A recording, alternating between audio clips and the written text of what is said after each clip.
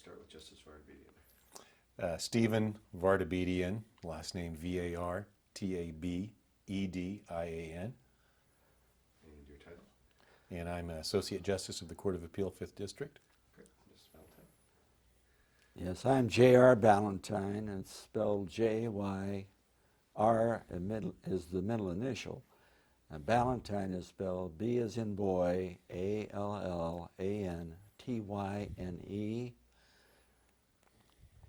And I am a former Associate Justice on the 5th District Court of Appeal. Excellent. And we are all ready to start. Justice Vardabedian, if you want to give the introduction. Yes, and it is my pleasure today to be talking with retired Associate Justice J.R. Ballantyne of the Court of Appeal, 5th Appellate District. My name is Steve Vardabedian, and I am an Associate Justice of that same court in Fresno. As a part of the centennial of the California Courts of Appeal, the Appellate Court Legacy Project Committee is creating an oral history of our appellate courts and their justices. Good morning, Jay, and thank you so much for participating and driving to be with us here in Fresno today. Good morning, Steve. It's very nice to be here. Now, you capped off your more than 22 years of judicial service when you retired from the Court of Appeal in August 1988. But before we get to your legal and judicial career, let's talk a little bit about your younger years and some of those experiences you had before you became a lawyer. As I understand it, you were born in Cumberland, Wyoming on May the 4th, 1926.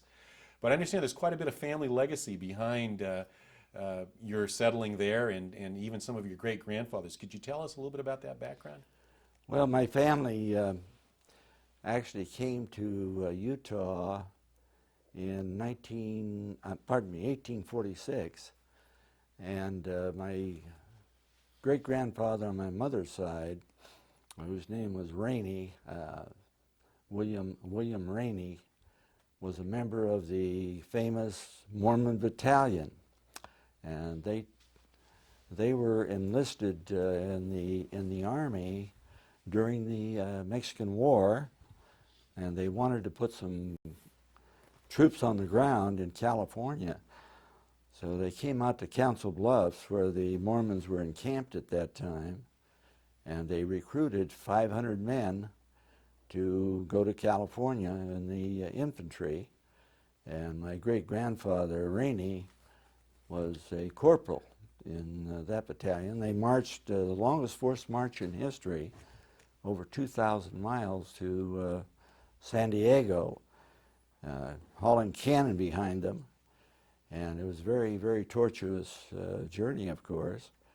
And he served in California in the infantry for a year in San Diego, and they finally ended up in Fort Moore up in Los Angeles, where they were mustered out. And then they made their way back to Council Bluffs, where he picked up his wife and continued to Provo, Utah. My other great-grandfather, Richard Ballantyne, was with the Brigham Young wagon train that went to Salt Lake City from Missouri. Pardon me, and he founded the Mormon Sunday School. He established a Sunday school there in December of 1849. And in fact, they still have a little shrine there to that accomplishment. And he was called on a mission by Brigham Young and made his way down the old Spanish Trail to Los Angeles in 1850. And then from there he went up to San Francisco, and he was the first. There was a group of 3 missionaries who then sailed to India, to Calcutta, where he did his mission in India in 1850. And they've actually written a book about Richard Ballantyne called The Knight of the Kingdom, which is published by the church. That's quite a family history, Jay. Back. Now, getting into the 1920s or so, how is it that your father and mother settled in Cumberland, Wyoming? Well, the family, they were raised in a valley called Star Valley in western Wyoming. It's kind of in the middle of western Wyoming. And it's right below Jackson Hole, which is very famous. And they were dairy farmers, their families. And about 1926, 1925 period, farming became the forerunner of the Depression. It went down very fast. So they weren't making any money, and the family, my dad took my mother, and they had a daughter at that time, but they went out to the mines, the big mines that the Union Pacific owned in Southwestern Wyoming, and they took the family, he took the family out there, and he became a miner in the Union Pacific mines in Cumberland, Wyoming. And my older brother and myself were both born there. I was born there in 1926 in May. My dad got injured in a mining accident seriously. He had a fractured skull and a broken pelvis. And as a result of that, he couldn't mine anymore. And he picked the family up and brought them to Los Angeles, where I arrived when I was 5 months old in Los Angeles. So most of your life was spent in Southern California then? Oh yeah, I was raised in the southwest part of Los Angeles. Can you tell us about some of your siblings? You mentioned one older brother. Yeah, I had one older brother, an older sister, a younger brother, and then they had twins. So I have twin sister and brother who were the youngest in the family. There were 5 siblings and myself. So you attended your grammar school up through high school in the Los Angeles area. Correct. Was there any one person who had a particular significant influence on you while you were young? Or a group of people maybe? Well, I think probably the one who had the most impression on me was I was a gymnast in high school. I was a pretty good gymnast. I was an all-city 3 years gymnast in Los Angeles. But he had been an Olympic gymnast in the 32 Olympics in LA. And he was a wonderful man named Ed Carmichael. And I told him, I thought about becoming a physical education instructor like him. And he told me, he said, Jay, this is as far probably as I'm going to go. He was in charge of the PE department at Washington High School. And he said, all of my friends who went into the professions, the doctors, the lawyers, he said, we're all 40. But he said, they're just hitting their stride. But I've probably hit a wall, and you should think about that.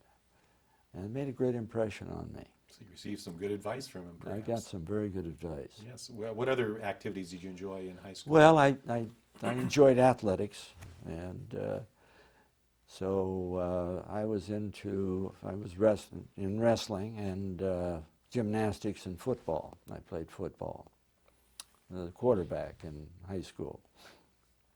Now, you went on to attend Occidental College where you received your AA degree, is that correct? That's correct. I enlisted in the Navy, and it was the Navy flight program, and it was in January of 1944. And so when I was activated, I was in the inactive part of the service at that time, but in any event, they activated us, and I started to attend Occidental College about June 1st of 1944. And I remained there for a year in that Navy flight program. And during that Navy flight program, that was St. Mary's pre-flight? Well, I ended up, they had what they called additional training on the ground operations, that type of thing, and I was stationed in San Pedro, also Yakima, Washington, and finally at St. Mary's pre-flight in Moraga, California, where I eventually was mustered out. I understand during that pre-flight program you met someone that you would meet again later in life in your profession. Yeah, Don Franson, who became a very, very good friend of mine and became presiding justice on this court. We were in the same battalion at St. Mary's pre-flight. for about 5 months. That tells us what a small world this is, where you would Oh, it meet truly someone. is. You keep bumping into people. Right. And from there, from Occidental, you went on to USC, University of Southern California? Is that Yes, correct? I enrolled at USA in January of 1945, and I graduated from USC in 1948. And your In major, June. your degree was in? It was a BS in business administration. I see. Now, sometime around this point in time, I understand you met your future wife, Elaine. Can you tell us how Yeah, I the was two of I you was met? very lucky to meet Elaine. I went to a church dance, Mormon LDS church, and at the dance, I saw this scintillating blonde girl out there dancing. She was, as it turns out, I found out she was a professional dancer. She was a ballet dancer. But anyway, she was out there dancing and doing all these wonderful steps. I love to dance, so I went out and cut in on her. And it was kind of a risque thing to do as I look back, but she was doing a lot of pirouettes, and she had a full skirt. And I could see her legs, which were beautiful. And the first thing I said to my future wife was, "You have beautiful legs." Quite a matchup there, a ballerina and a gymnast. Oh yeah, we still love to dance. We've danced all around the world. One of the ladies here on the court asked me why I was retiring so young, and I was at that time, I think I was 62. And I told her, I said, what I plan on doing is, instead of being pushed around the world in a wheelchair, I want to dance with my wife around the world. It seems like you're doing that. And we did. You seem We to have be done successful. that. Going back to that point in time, though, out of USC, what caused you to decide to go to law school? Well, the advice which I'd received, some of my friends were in law school, and so I just thought it was a wonderful step to take, for additional training. And so I enrolled at Southwestern Law School. Were there any particular experiences at Southwestern that you think influenced the path that your legal career would take? No, I enjoyed. I like torts very much, torts, and the contracts. And I thought probably I would end up. I hoped to end up as a trial attorney. And I had the good fortune also to meet another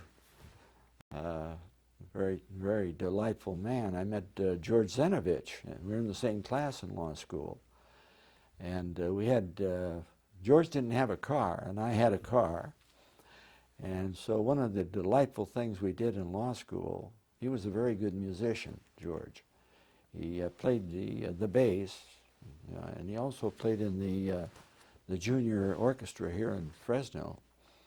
But anyway, he also was a bass player, and he played jazz and all that stuff. In fact, he kind of worked his way through school. He would, during the summers, he would go and work as a musician. But anyway, I'd pick up George with his bass, and then we'd pick up my wife, who was dancing in the light opera, and we would go over to La Cienega to a real nice little restaurant over there called the Captain's Table. And he would sit in with the band. They had a little combo, and they would treat us to drinks during the evening. That was a delightful experience. And I maintained that contact with George after law school. And, I sat with him up here on this court for a couple of months pro tem.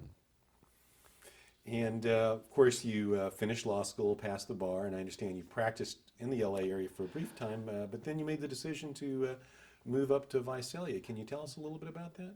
What happened was, when they discharged us from St. Mary's Pre-Flight, it was premature because we didn't have the points. That time discharge was at the end of World War. There were 12 million men in service, and they were bringing us out on points on your service.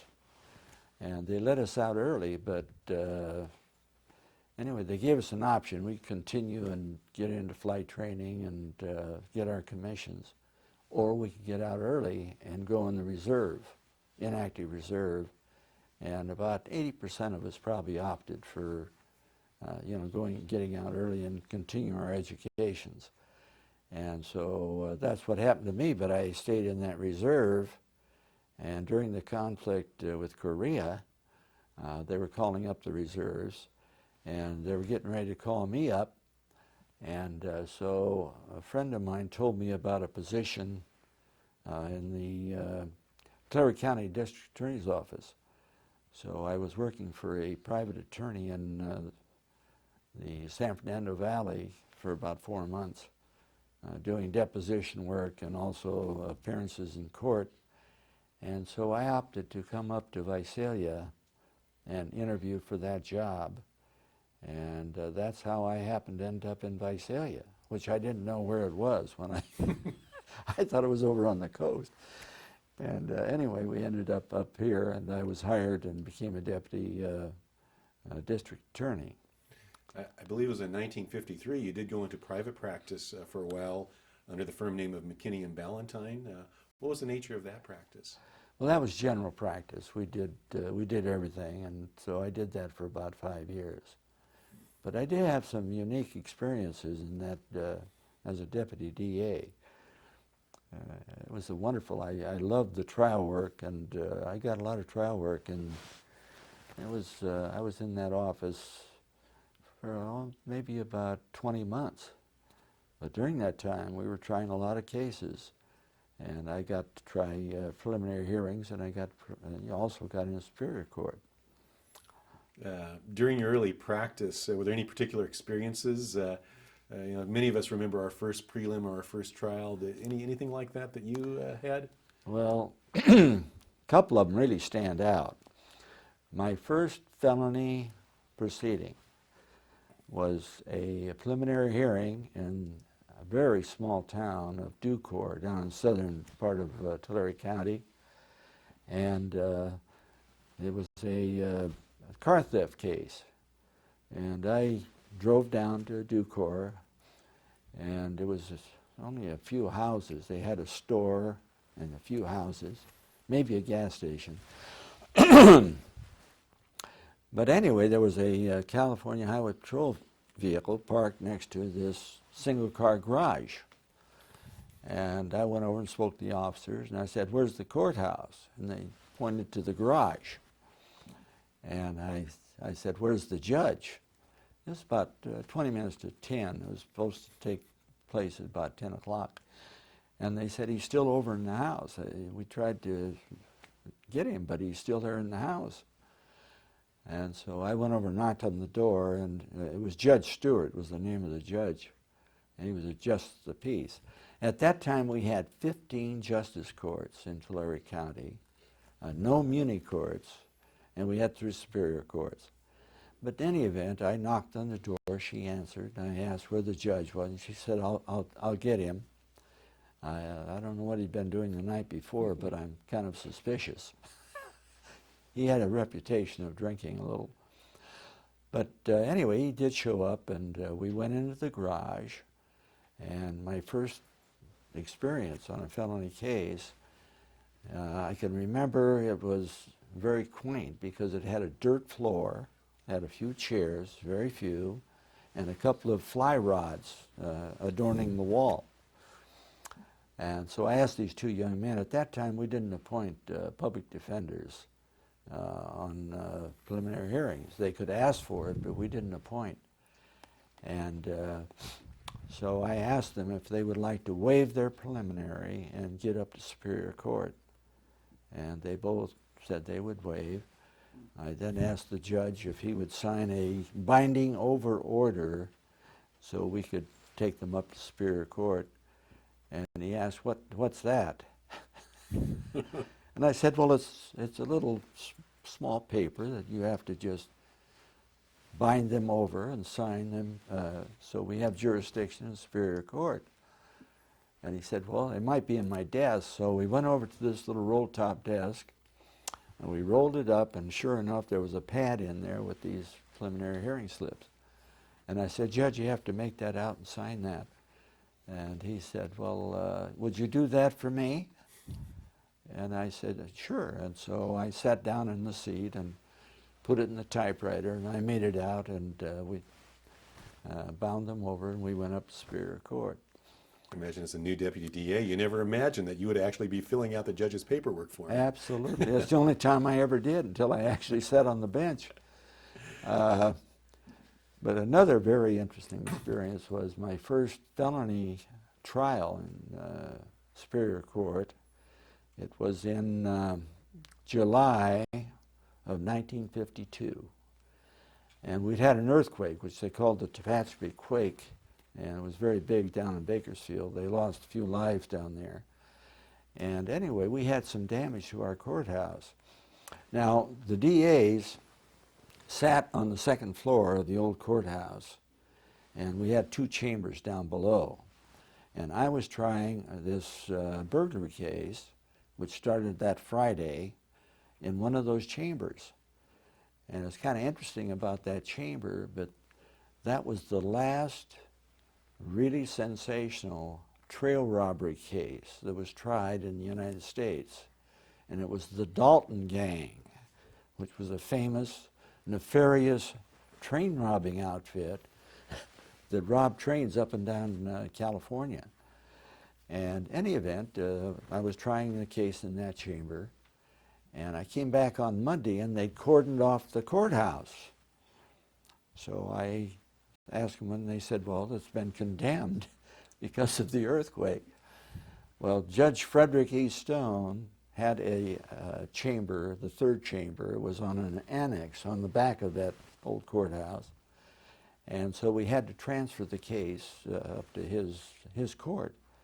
And that's where I finished that felony case. That was those two very unique experiences.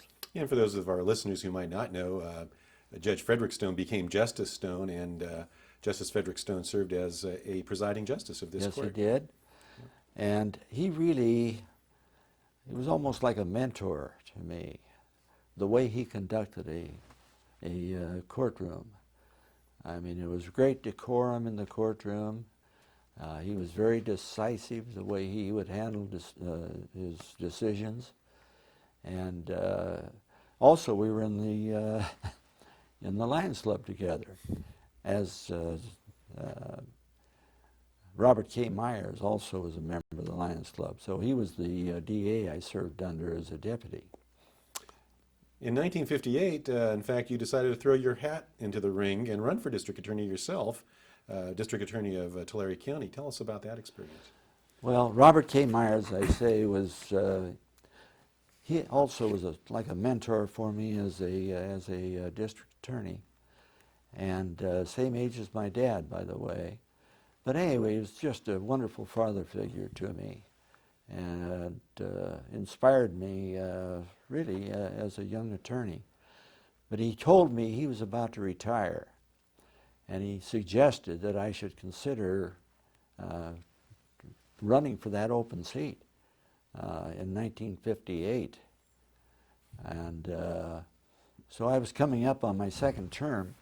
I'd been the youngest district attorney in the state. I was 32 when I became the DA, and I'd been through the chairs in the DA's office. I'd become the president of the District Attorney and County Council Association, and I think it was 1962. And so I felt like it was maybe time to take a step and maybe aspire to the Superior Court. You know, that's really something. I mean, that speaks well of you at your young age, being elected DA, and you'd only been in the community 5 or 6 years at that point. Well, I ran against the incumbent, and I was very surprised. No, I wasn't surprised, but I had a lot of my friends in the DA's office who had gone into private practice encouraged me and supported me in that effort. And I did prevail in the election, and I was elected.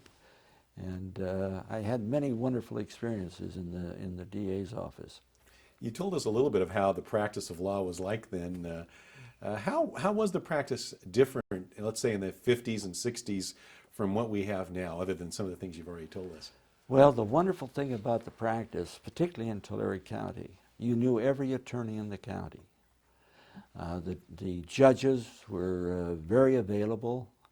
Their chambers were open to you. You'd go over and maybe even go in if you had time. You'd have a cup of coffee with them, sit and chat in their chambers. And you would place a call to another attorney. He would immediately respond. You didn't get put off by a secretary. And the calls would come back immediately. You would settle your cases by meeting someplace for a cup of coffee and settle cases. It was a very casual, wonderful way to practice law. It's completely different than the practice today. You mentioned this a little bit, that as your career is developing, these thoughts of a judgeship came into mind. How did that all play out for you, your initial judge situation? Well, I became a judge, Superior Court. I went on the court. Actually, Pat Brown, who was the governor at that time, was a friend of mine. When I was DA, he had been an attorney general, and he always attended our DA's meetings. He loved to play golf, and so I played some golf with him, and we became friends. And in any event, when I became a candidate for Superior Court, You decided to run for election for Superior Court, yeah, I understand. and this was early on in 1958, before the preliminary. He called me and told me that the vacancy had occurred because Judge Myers had retired. So he asked me if I would like to be appointed pro tem, and I told him no, because I thought politically that would be a mistake. It'd be better if I ran on my merits and attained a judgeship that way. And so anyway, immediately after the preliminary, when I was elected, he then appointed me, so I got on pro tem back in the late part of '58. And then I took my permanent place on that court in January of 1958. See, 1958 was when you became DA, wasn't it? No, 1959. So I became DA in 1958. So 66. We're talking 66, correct. 1966 correct. would have been taking the Superior Court, and you had actually won in the primary election, and that's when Governor Pat Brown went ahead and appointed you 6 months early to take that seat. Pro tem. Yeah. Now, how did that experience compare to being a DA, going from the DA side to the judicial side? How was that for you? Well, I really enjoyed my experience on the Superior Court. You're like the captain of your own ship. You run your own operation. And at that time, we rotated the presiding judge's duties on the Superior Court. It's amazing. We had a very little staff. We each had a secretary, and we had a jury commissioner who had one assistant. And so our judicial operation in Tulare County consisted of 5. We also did our own calendaring. Now they have 87 doing the same function in Tulare County. I just got that number from the court administrator. You really impressed me. I guess you went ahead and got it from the administrator. Yeah. No, it's just amazing. But I enjoyed greatly my experience on Superior Court. I served as on the Law and Legislative Committee, the executive board of that group, and I became the vice president of the California Judges Association. I also served on the faculty of the Judges College up at Bolt Hall, and that was a wonderful experience. Did I mention that I became the president of the California and County Councils Association? I don't believe so. No, I did. Did you? And one of the great experiences in that group was we had a Law and Legislative Committee And it was a joint committee of the DAs, county councils, and all of law enforcement in the state of California. It was a very, very important group. And we had 3 DAs or in county councils, 3, and 3 from law enforcement. That was our law legislative committee. And we would meet once every month during the legislative session. And it was a biennial thing at that time. They met every other year in California at that time. And they also had special sessions. But we would meet and we would go over all legislation that impacted the courts and law enforcement. And we would meet at Sutter's Club in San Francisco. Ed Meese, the future Attorney General, would meet with us. He would stay during the legislative session in Sacramento. He was a deputy DA at that time in Alameda County. And Frank Coakley was the chairman of that committee. And so we would meet, we'd go over that, and one of our functions would be to go up and appear before committees, subcommittees, in the legislature and do critiques maybe on that legislation. That was very interesting. It is very interesting. You and I share the fact that we both had the experience while in the trial court at different times, obviously, that we served on assignment to the Court of Appeal, and you did so in 1980. That experience, how did it set in your mind the comparison between the trial court and the appellate court? Well, I was I was very excited when I was asked to do that, and I came up on the court. It was in would have been in 1986, and but that experience on assignment was while you're on the trial court in 1980 earlier. In other words, when you did the pro tem assignment to the yeah, that was in 86, 1986. That's when you were appointed to the court. Is No. that correct? Wait a minute. Yeah, all right. That would have been in 1985. These dates can be tricky. All right, 1985. Yeah, that was before my my appointment. But anyway, I came up in 1985, and I'd already put my name in to be appointed to the Court of Appeal. And so I came up earlier in 1985, and it appeared that I was going to be appointed.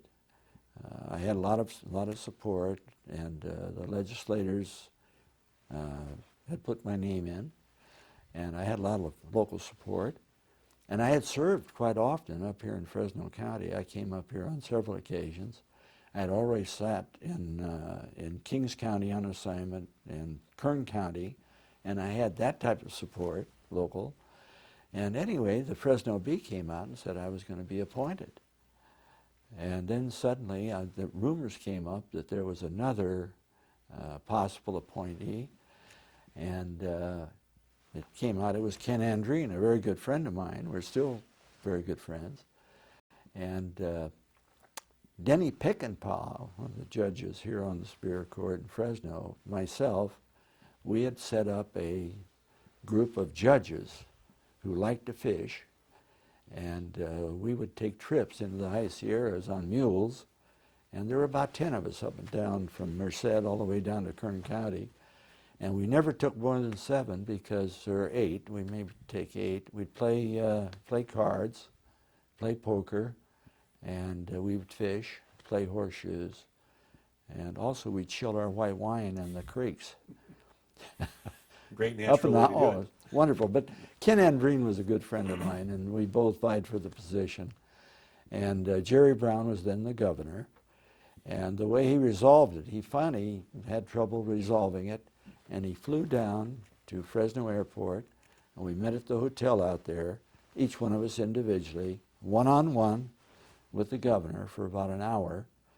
And in any event, Ken was appointed 2 years before I was appointed. So this was early on. It was 2 years before. But he sat on the court for 2 years before I came up on the court. And your time did come with Governor Duke Majan, that you were Yes. appointed to the Court of Appeal. How did that happen for you? Did you remember getting the call, or how that? Well, I remember the call, and I was down in Palm Springs. My mother-in-law had a home down there, and I was playing golf with some friends, and I got the call, and someone actually came out on the court, on the golf course, and told me they'd received a call from the governor's office, and I was to call back as soon as I could. So I went in and was told that I had been appointed. Oh, no, my appointment was possibly pending, and I had to set up a meeting with the governor, which, of course, I accomplished. That was successful, and you were went up appointed to and the met court. the governor, yes, and that was successful, and so I was appointed to the court. So starting in 1986, you started your service on the Court of Appeal, and certainly to show you how things don't change a lot over time, that was more than 20 years ago, and two of your attorneys that worked under you, research attorneys, are still on our court. Still on the court. Clint Horowitz and Linda Roos, who is one of my chamber's attorneys. Yeah, delightful people and brilliant people, and of course, good clerks. Make Yeah. it very, very nice for justices on the court. I can second that motion. I've had that same experience. And, you know, one of the differences we have with some other appellate courts, here on the Court of Appeal, we have career research attorneys, whereas you find, especially in the federal courts, you have annual or semi or biannual clerks Yes. serving. What are your feelings about that? Do you think it's good to have career attorneys, or do you think it'd be better to have clerks coming in on an annual or biannual basis? Well, I think if you get a clerk who you have a good relationship with, and they're very good writers, and they're brilliant, I think it'd be a mistake to replace that person. Now, Don Franson, who became a presiding justice, did I say that we met? Yes, you sure did. We met at St. Mary's That's Pre-Flight, and he was member of the Judges Mountain Expedition I was talking about, and loved to fish. We had many wonderful times together, and also we socialized together. And but in any event, he would rotate. Every 2 or 3 years he would replace his clerks. But I didn't agree. When I had 2 very good clerks, I stayed with those clerks, and they're still here, and I'm doing wonderful work. And I agree with you wholeheartly. And I misspoke. Actually, semi-annually, a lot of judges rotate clerks, just as you had mentioned. One of the justices you served with. Now, Linda Roos told me some of the things that happened while she was serving under you, and she remembers one day when you came back to court that you had suffered an injury on a different court, a racquetball court. Do you remember that by any chance? The racquetball caught you, I think, or was it a racket? Oh yeah, all right. One of the clerks, and I've forgotten his name, unfortunately, but he was a very good racquetball player, and we had a shower in the old 5th District Court of Appeals building. And so I played tennis, and I also played some racquetball. And on one occasion, we went over, one of our members, he was a member of the staff, and I think he was on the writ, he did the writs. But any very, very bright guy, and his wife also was one of the attachés of the court. But in any event, he took me over to play some racquetball. Would that have been Jim Christensen by any chance? It was Jim. Okay. It was Jim. A charming man, a brilliant man. But in any event, we went over to play racquetball, and racquetball can, you've got to, some of the thing is blocking out on a shot, and he was blocking me out, and I tried to get around him, and I hit the ball, and then he took a swing at it and cut me on the eye, and I had to have some stitches taken above my eye. But you hardly missed a beat, is what Linda told me. No, You were right back at work. I was No there the problem. next day, maybe that afternoon. I just had the stitches. And the other thing is Leonard Myers, who was another member of the mountain expedition, a very prominent judge here and a wonderful judge. But anyway, he played tennis. We both played tennis, and I would go play tennis with him and some of the other, and also the manager for the court, the Kevin administrator. Swanson? Kevin Swanson? Yeah, Swanson. Yes. He was a very good tennis player. And, but in any event, he would play tennis with us.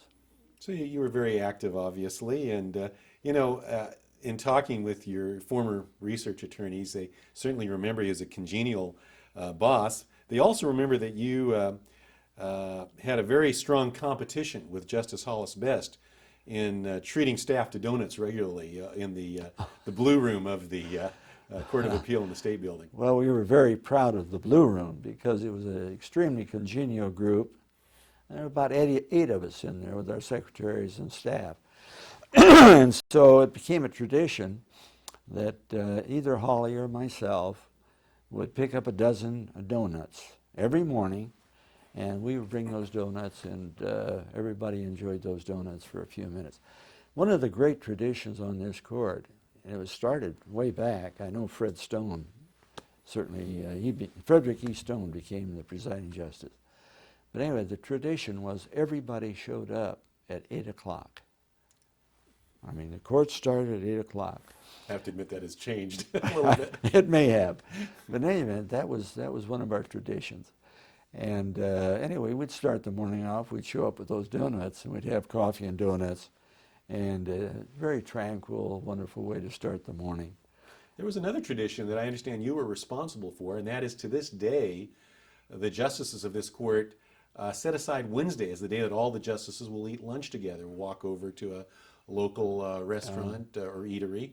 I understand you started that tradition. Well, that's probably my greatest contribution to the court, because at that time some of the justices would sit in their chambers and have a sandwich, and a couple of us would go out to lunch maybe.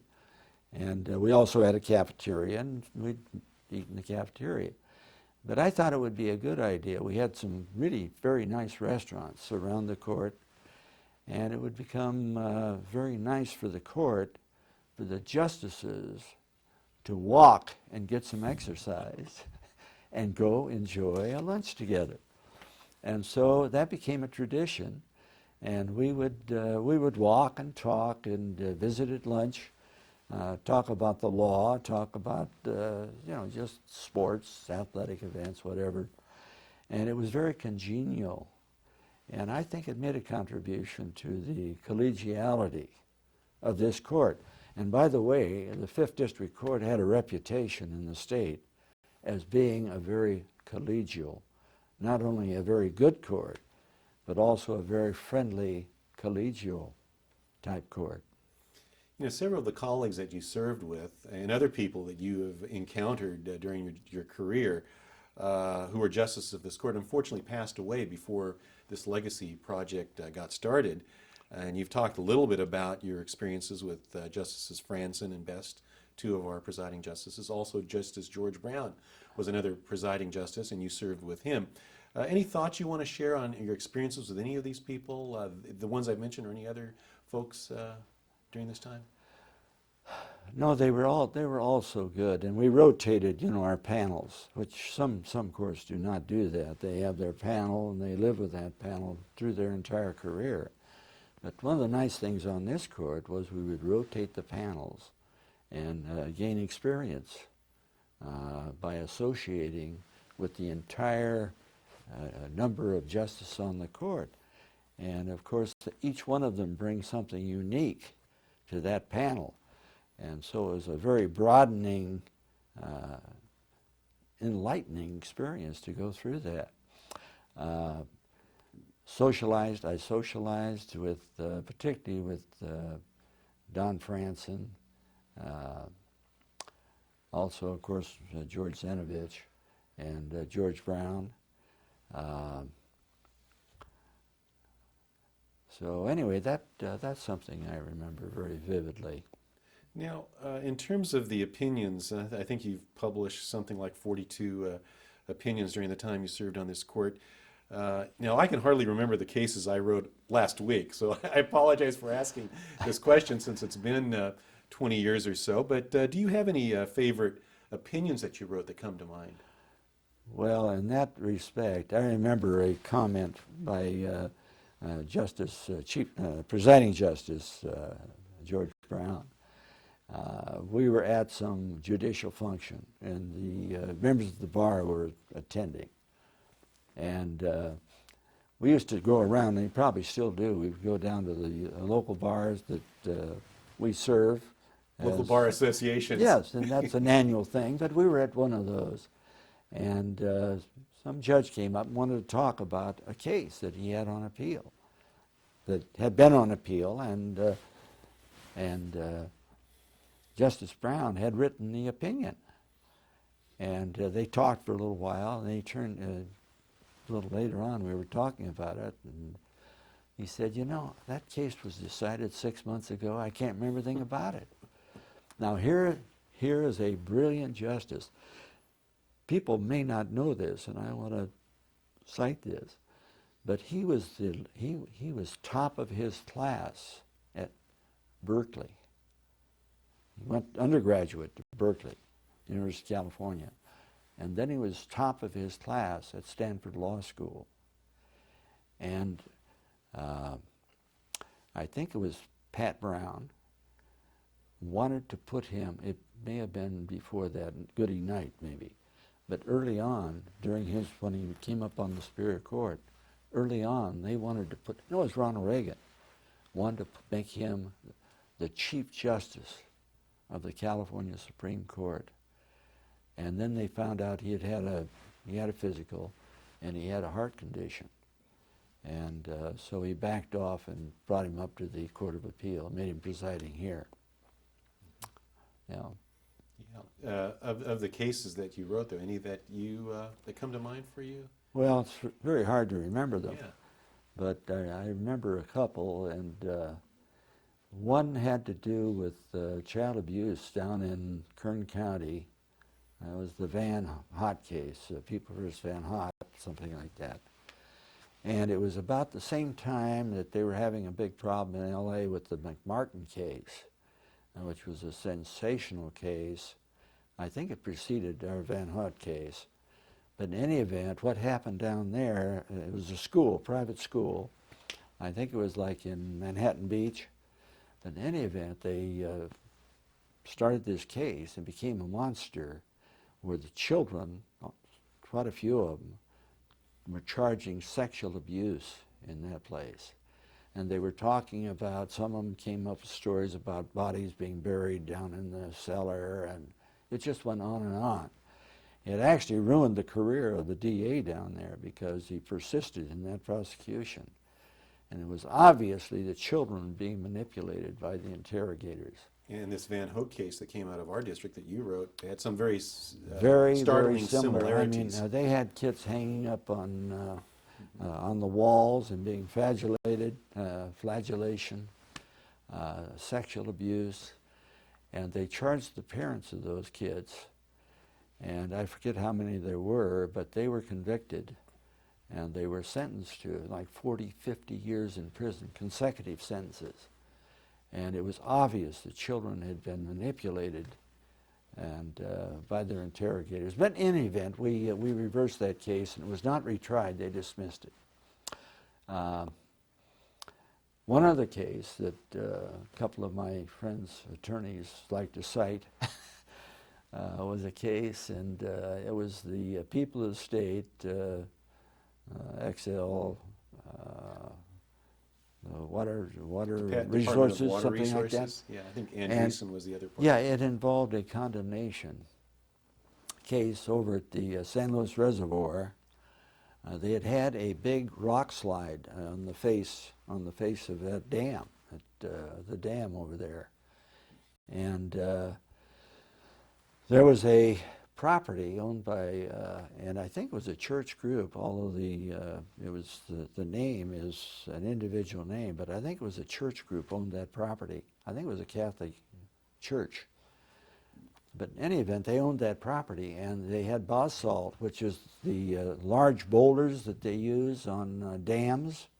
And at that time, we were still constructing dams in the valley, and also on the bays, the breakwaters in our bays, like over at Morro Bay.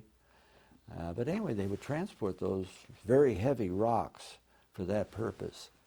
And what was involved in the case, as I recall, is they had made some improvements in their mining operation, and it was after the rock slide. It was in that interval, and as I recall, they didn't want to pay for those improvements, and that had been the law up to that point. Once they started that, they could not make any improvements in that interval where they had indicated they were going to condemn the property and the improvements. But in any event, we held that so long as it was not reasonably foreseeable that the improvements would be used for the condemned property's purpose, they had to compensate. Mm-hmm. And my friends who had the leading firm down in Los Angeles at that time loved to cite that case because and they commended me for writing that opinion.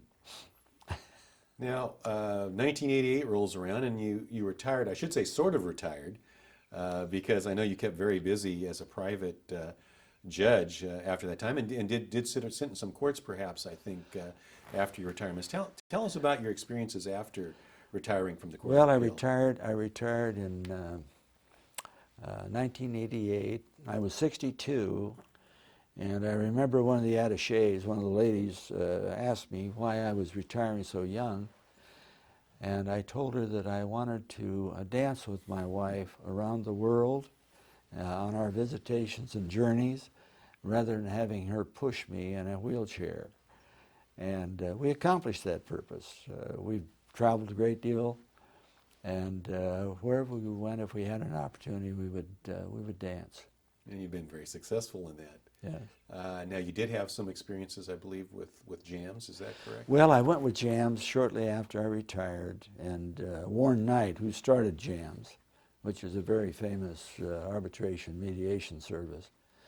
And at that time, it stood for Judicial Arbitration Mediation Service. They were all judges and justices. It was a fairly small organization at that time.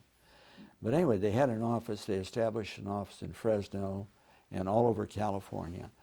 And I worked with that group for about 16 years after my retirement, and many pleasant experiences in doing that type of work. And also, I enjoyed sitting pro tem on trial courts.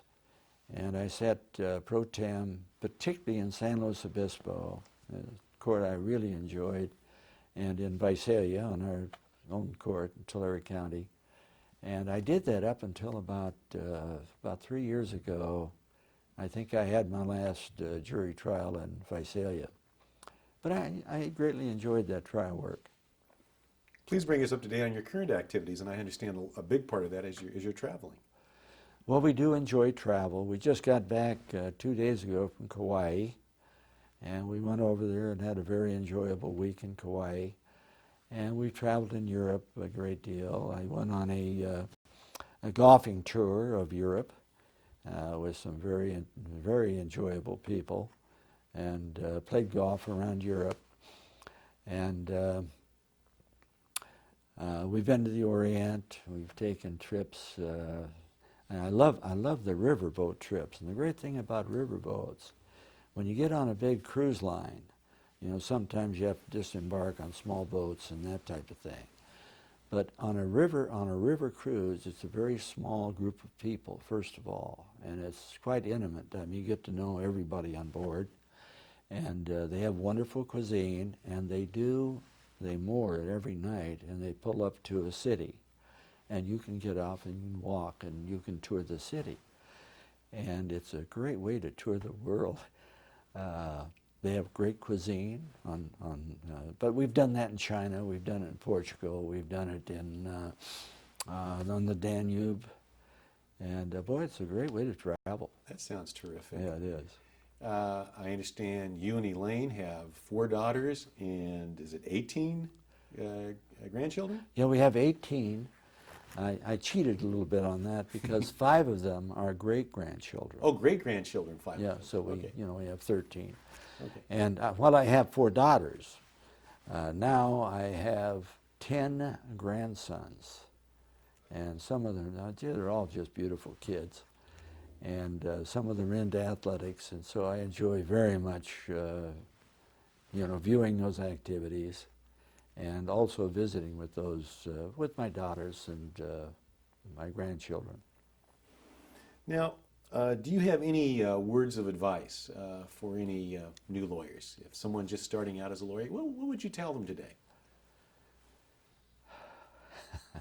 In fact, you have a grandson that's a fairly new lawyer. Yeah, Austin Ewell is one of my grandsons. He just turned 30, and I guess he's been practicing. He went to years. USC. Yeah. I'm very proud. He's a very avid Trojan, as myself. Even though we lost last week to Stanford, I'm undaunted. We'll come back. So, but in any event, he's very much interested in athletics, and he practices here in Fresno, and he just got married to a beautiful girl who's a teacher, and the day before we left for Kauai, they had a wonderful wedding down in Los Angeles, where most of his friends are, a lot of fraternity brothers, and that type of thing. But they had a beautiful wedding at the Wilshire Vale Club in Los Angeles. As he was approaching his legal career, whether it be he or someone else, did you give him any advice, or what advice would you give to a new attorney if they asked Well, you that? there's the practice of law has changed so very much. I still would prefer going into a firm that has trial work where you can actually go to court. And there's nothing like being a trial attorney, going to court, getting that experience. Particularly, I think it's very helpful if you go up on a court of appeal to have that type of background and experience and know what trials are like and what goes on in a courtroom, truly goes on in a courtroom, instead of coming from a scholastic, perhaps, background, or just where they practice, perhaps, corporate law. And on the trial court, and as a trial attorney, particularly if you have more of a general practice, you have exposure to all those different, the many, many facets of the law. I take it you'd then give that same advice for someone aspiring to become a judge. That's what I would do. Trial experience would be very important. That's been my experience, and I enjoyed it. How would you like the legal community or the legal or the community at large, for that matter, to remember you? Well, the greatest accolade I think that a judge can have is to have the reputation as being a fair judge and being courteous and maintaining some decorum in your courtroom. I think that's the highest aspiration for a judge. That's hard to beat. Jay, I want to thank you very much for sharing this family history of yours, your own history, your many recollections, and also thank you for your many years of outstanding service on the bench. Appreciate your helping us with this. Well, I appreciate you doing the interview. Oh, that's a very small part of it. Thank you for your It's been participation. very enjoyable.